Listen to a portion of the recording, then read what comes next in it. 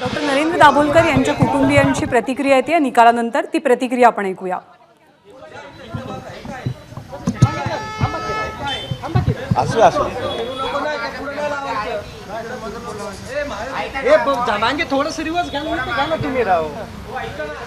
थोडस हे मागं घेऊया का, मामाला बुवारायला जागा नाही.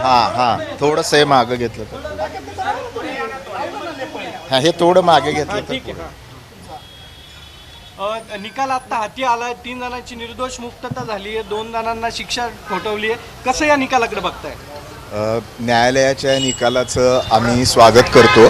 न्यायव्यवस्थेवरती डॉक्टर नरेंद्र दाभोळकरांच्या खुनानंतर आम्ही सातत्याने विश्वास ठेवत आलेलो होतो इथल्या कायदा सुव्यवस्थेवरती, आणि आज त्या प्रकरणामध्ये 2 जणांना, प्रत्यक्ष जे संशयित मारेकरी होते त्यांना शिक्षा झालेली आहे. एका पातीवरती हा न्याय झालेला आहे. उरलेले जे 3 सुटलेले आहेत आरोपी, त्याच्या विरोधामध्ये उच्च न्यायालयामध्ये आणि सर्वोच्च न्यायालयापर्यंत ही लढाई आम्ही घेऊ जाऊ. प्रत्यक्षामध्ये माणसाला मारून त्याचा विचार संपवता येत नाही, आणि अशा पद्धतीनं डॉक्टर नरेंद्र दाभोळकरांच्या खुनानंतर त्यांचं काम संपलेलं नाही, पण निर्धारांनी चालू राहिलेलं हे अधोरेखित होतं. आणि ज्या विचारधारांकडे याच्याविषयी संशयाची सुई होती, ते आज न्यायालयाच्या निर्णयामुळे त्याच्यावरती शिक्कामोर्तब झालं. या निकालाच्या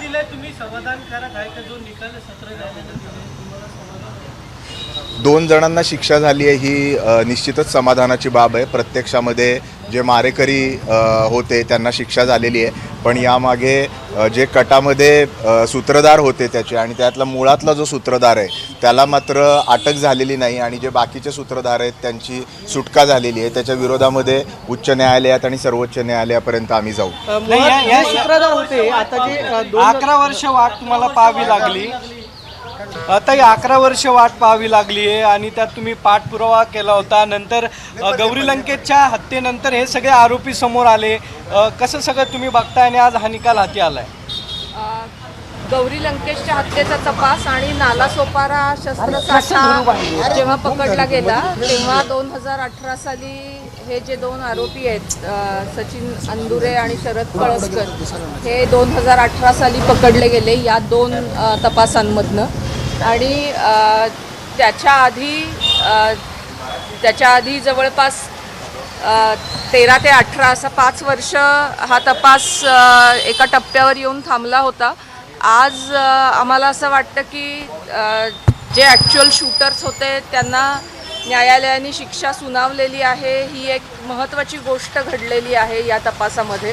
आणि ही जी संपूर्ण 11 वर्षाची लढाई होती ती मला असं वाटतं की महाराष्ट्र अंधश्रद्धा निर्मूलन समितीचे आम्ही सर्व कार्यकर्ते आणि सर्व हितचिंतक, त्यामध्ये महाराष्ट्रातल्या इलेक्ट्रॉनिक आणि प्रिंट मीडियाचा देखील आवर्जून उल्लेख करायला पाहिजे की ज्यांनी हे कॉज लावून धरण्यामध्ये निश्चित एक महत्त्वाची भूमिका बजावली.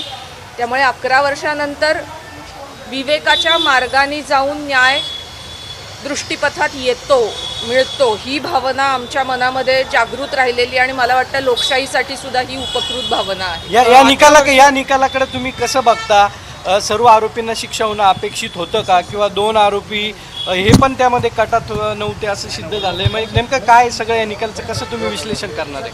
आम्ही असंच विश्लेषण करू ह्याचं की जे ॲक्च्युअल शूटर आहेत त्यांना शिक्षा झालेली आहे ही महत्त्वाची गोष्ट आहे, त्याबद्दल आम्ही समाधानी आहोत. ज्या 3 जणांना शिक्षा झालेली नाही त्याबद्दल आम्ही उच्च न्यायालय आणि सर्वोच्च न्यायालयापर्यंत निश्चित जाऊ. आमचे वकील जे ॲडव्होकेट अभय नेवगी आहेत त्यांच्या मार्गदर्शनाने मदतीने आम्ही आजपर्यंतची ही वाटचाल केली, तशीच आम्ही या संदर्भातली अपिलातली वाटचाल पुढे करू. या सगळ्या केसमध्ये महत्त्वाची बाब जी आहे, मेन कॉन्स्पिरेटर ज्यांना म्हटलेलं होतं त्यांचं ॲक्विटल झालं. त्यांचं ॲक्विटल होण्याचं कारण काय? वीरेंद्र तावडेंची अरेस्ट ही सगळ्यात आधीची होती. CBIनं ज्या भूमिका कोर्टामध्ये घेतल्यात वारंवार, किंवा जे स्टँड्स बदलले, बॅलिस्टिक रिपोर्ट बदलण्यात आले, जे कोर्टात या सगळ्या प्रक्रियेमध्ये अनेकदा नमूद करण्यात आलेलं होतं. ही केस जाणीवपूर्वक वीक करायचा प्रयत्न केला गेला असं तुम्हाला वाटतंय का? नाही, असं मी काही म्हणणार नाही. आणि अजून निकाल हाती आलेला नाही. ॲक्च्युली कुठल्या गोष्टींच्या आधारे सोडलेलं आहे वगैरे हे समजलेलं नाही. आणि हे लक्षात घेतलं पाहिजे की 2016 साली त्यांना अरेस्ट झालेली होती, आणि 8 वर्ष ते आज या गुन्ह्यासाठी तुरुंगामध्ये आहेत. त्यामुळे त्यांना यामध्ये सहभागी असण्याची शिक्षा नक्कीच मिळालेली आहे आणि हेही लक्षात घेतलं पाहिजे की यानंतर असेच 3 खून झालेले आहेत. तर हे जे सगळे आरोपी आहेत ते यातल्या कुठल्या ना कुठल्या खुनामध्ये संबंधित आरोपी आहेतच. त्यामुळे आमचा 2 प्रकारचा विश्वास आहे की इतर खुनांमध्ये देखील हा न्याय होण्याची प्रक्रिया घडेल आणि दुसरं म्हणजे आम्ही उच्च न्यायालयात जाऊच.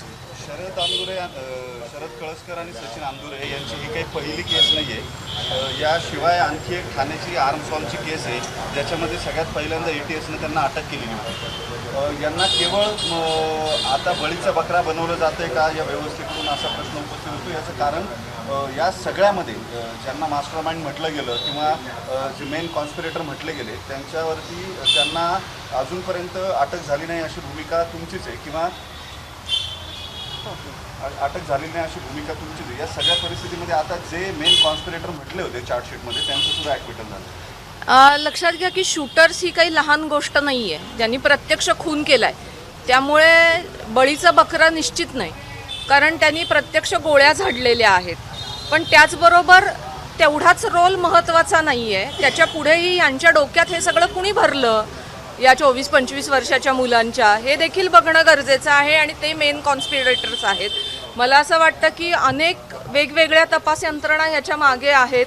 ATS पानसरेंच्या खुनाचा तपास करते, महाराष्ट्र ATS गौरी लंकेश खुनाचा SIT तपास करते, CBI या खुनाचा करत होतं. तर या सगळ्या तपास यंत्रणांनी कलेक्टिव्हली ही जबाबदारी यापुढेही पार पाडली पाहिजे मास्टर माइंड शोधण्याची. नाही, मास्टर माइंड यामध्ये सापडला गेला नाही असं तुमचं म्हणणं आहे का? अजूनही त्याचा शोध घ्यावा, निश्चित त्या आमचं संदर्भात म्हणणं आहे. पाठपुरावा तुम्ही करणार आहे? आमचं निश्चित असं म्हणणं आहे आणि आमचं कशाला, CBIच्या चार्जशीटमध्ये त्यांनी असं म्हटलेलं आहे की हा एका व्यापक दहशतवादी कटाचा भाग आहे हा खून. तर व्यापक दहशतवादी कटाचा भाग म्हणजे ज्याला कुणीतरी मास्टर माइंड आहे ना, तर ते CBIनेच शोधणं गरजेचं आहे.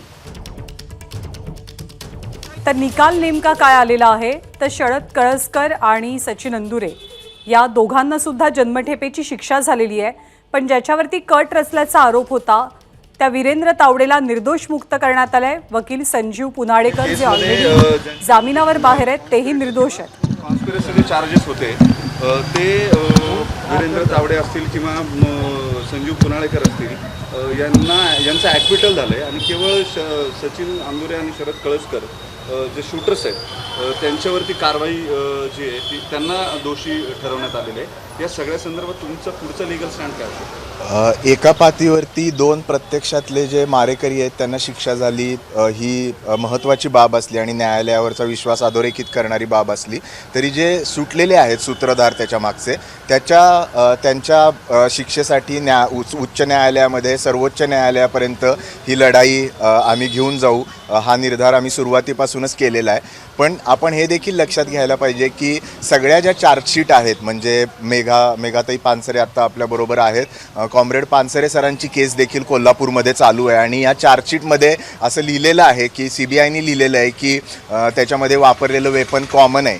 त्यानंतर गौरी लंकेश आणि कलबुर्गी यांच्या केसमध्ये देखील कॉमन थ्रेड आहेत आणि हे सगळे एका व्यापक कटाचा भाग आहे असं आम्ही नाही म्हणत आहे. हे CBI तपास यंत्रणा म्हणतायत, ATS म्हणतंय, कर्नाटक पोलीस म्हणतायत. त्यामुळं हा जो व्यापक कट जो याच्या पाठीमागचा आहे त्यामागचे सूत्रधार जोपर्यंत पकडले जात नाही तोपर्यंत विवेकी विचारवंतांना असलेला धोका हा कायम राहणार आहे. आणि या 4ही केसमध्ये त्याच्यातला मुळातला जो सूत्रधार आहे त्याला अजून पकडलंच गेलेलं नाही आहे. हे जे आत्ता सुटलेले आहेत ते मध्य लेवलचे मिड लेवलचे सूत्रधार आहेत. त्यामुळे त्यांतल्या मुळातल्या सूत्रधाराला देखील अटक व्हावी याच्याविषयीची मागणी आम्ही सातत्याने लावून धरणार आहे.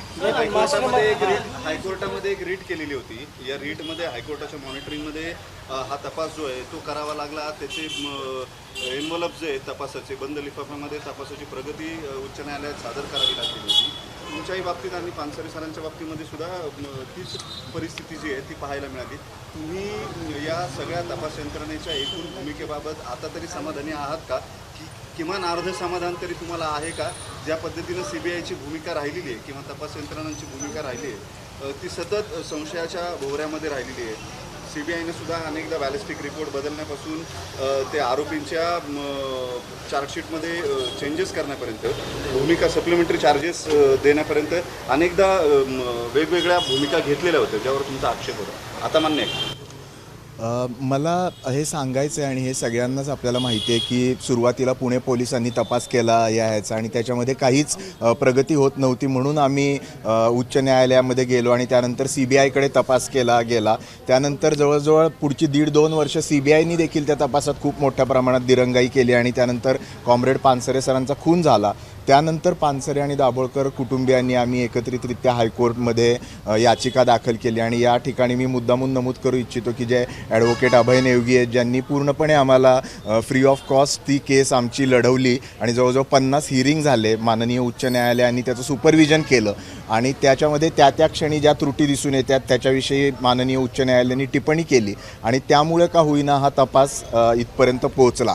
ज्या त्याच्यामध्ये चुका झालेल्या आहेत, माझी एवढीच अपेक्षा आहे की पोलीस दलांनी त्यामधून शिकावं की ज्या गोष्टी या निमित्ताने तपासाच्या निमित्ताने कुटुंबीय म्हणून आणि कार्यकर्ते म्हणून आमच्या वाट्याला आला त्या स्वरूपाचा तपासातला गलथानपणा हा पुढच्या कुठल्याही तपासामध्ये होऊ नये याच्यासाठी पोलीस खात्याने काळजी घेणं आवश्यक आहे असं मला वाटतं. हा तपास जेव्हा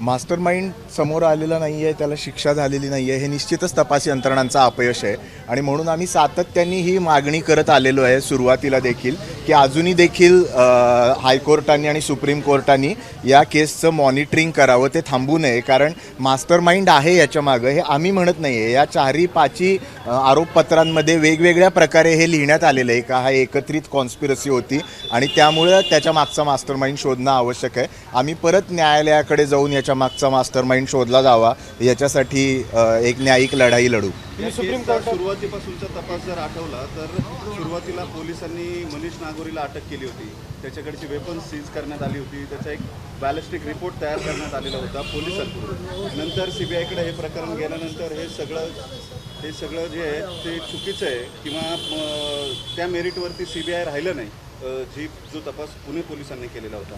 नंतर CBIचा तपास जो आहे त्याच्याही मेरिटवरती प्रश्न जे आहेत ते उपस्थित झालेले होते. शेवटी हायकोर्टानं जसे गाईडलाईन्स दिल्या त्यानुसार हा तपास झाला आणि मग किमान पक्षी शूटर्स जे आहेत त्यांच्यावरती चार्जेस कन्फर्म झाले. तपासामध्ये ज्या गोष्टी घडलेल्या आहेत त्या आता आपल्या सगळ्यांच्या समोर आहेत आणि जोपर्यंत निकाल हाती येत नाही तोपर्यंत सविस्तर त्याच्यावरची मी टिप्पणी करणं अयोग्य होईल. आम्हाला आता कोर्टात जायचं आहे, त्यामुळे कृपया आपण तिथे भेटूया. थँक्यू. ABP माझा, उघडा डोळे बघा नीट.